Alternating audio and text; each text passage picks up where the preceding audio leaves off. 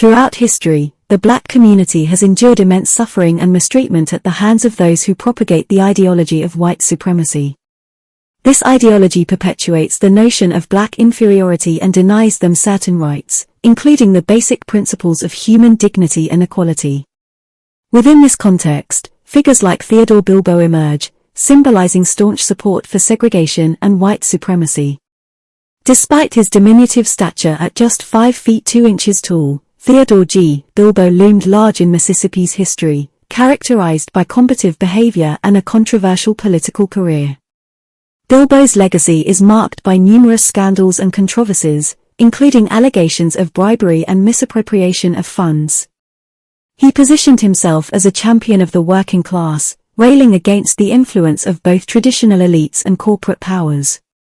Sporting a red necktie as a badge of honor, Bilbo unabashedly promoted racial segregation and upheld privileges for white Mississippians.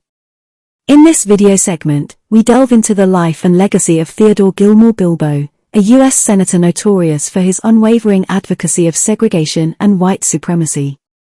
Born in Juniper Grove, Mississippi, Bilbo rose to prominence as a 2-time governor of the state before securing a seat in the U.S. Senate. He staunchly defended the belief in black inferiority and was affiliated with the Ku Klux Klan, a notorious white supremacist organization. Additionally, Bilbo authored a pro-segregation work titled Take Your Choice, Separation or Mongrelization.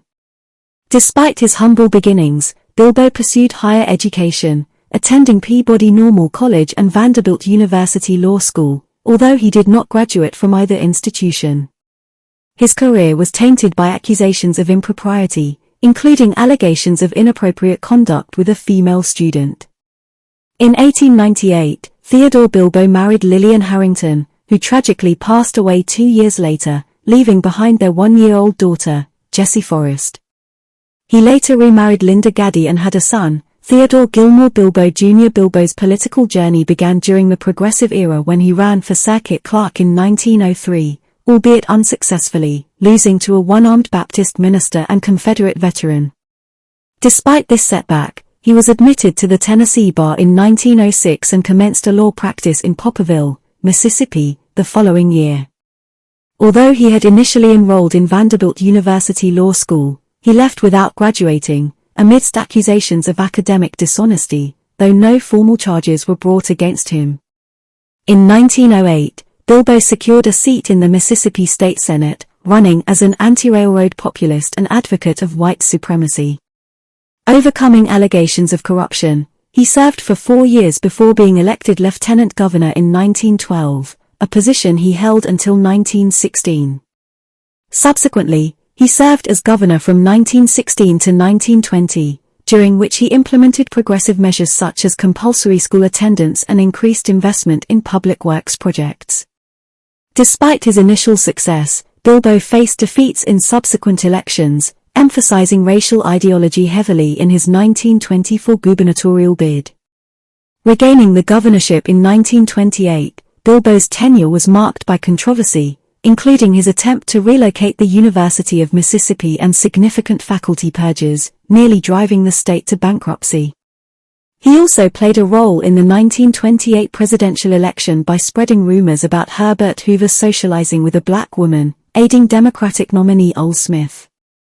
Notably, Bilbo introduced Mississippi's first sales tax in 1930, characterized by his fervent biblical language and impassioned speeches. Elected to the U.S. Senate in 1934, Bilbo became a staunch opponent of New Deal policies and an advocate for racial segregation. He also supported the deportation of black Americans to Africa to preserve racial purity, embodying his commitment to white supremacy. Despite his diminutive stature, Bilbo's flashy attire and self-referential mannerisms earned him the nickname the Man in the Senate. His tenure was characterized by unyielding support for segregation and opposition to Roosevelt's Fair Employment Practice Committee, highlighting his deep-seated racism and conservative views. However, Bilbo's career was marred by allegations of corruption and civil rights violations, culminating in a Senate investigation into his conduct. Despite attempts to delay his swearing-in, Bilbo ultimately faced scrutiny for campaign irregularities and misappropriation of funds. Facing mounting pressure, Bilbo temporarily withdrew from the Senate to undergo cancer surgery, delaying his return to Washington indefinitely. As Theodore Bilbo neared the end of his life in New Orleans, he found himself under medical care at what would later be known as the Ashna Medical Center. Beside him stood his 2 children, with whom he had little acquaintance. Bilbo had undergone surgery to remove a blood clot that obstructed his breathing, but unfortunately, the embolism worsened, and he breathed his last on August 21, 1947. His lifeless body remained untouched until a black orderly removed it.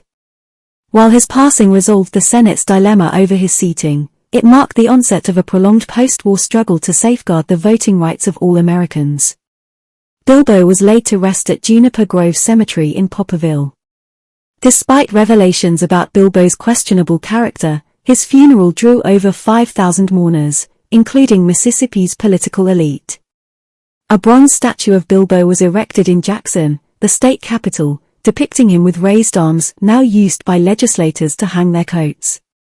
Bilbo authored the contentious book Take Your Choice, Separation or Mongrelization in 1947, advocating for racial segregation to preserve white purity. While criticized for its inflammatory language, some view it as emblematic of mid-20th century racism. Years later, Bilbo's statue evoked mixed reactions and controversy.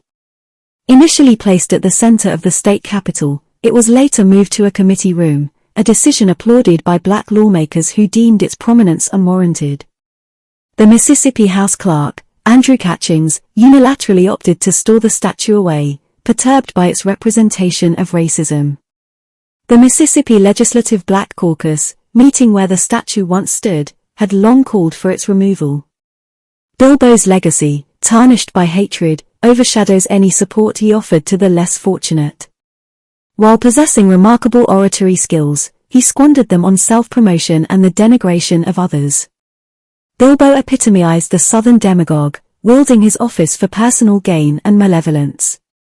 Figures like Bilbo serve as reminders of America's dark history, prompting reflection and action toward equality and justice. Instead of merely condemning Bilbo, let us leverage his legacy for education and action. By understanding the roots and impacts of harmful ideologies, fostering open dialogue, and dismantling systemic injustices, we can strive for a more equitable society. Your feedback is invaluable. Share your thoughts in the comments, and support our mission by liking, sharing, and subscribing. Together, let's continue spreading awareness of the Black narrative and building a brighter future. Thank you for watching.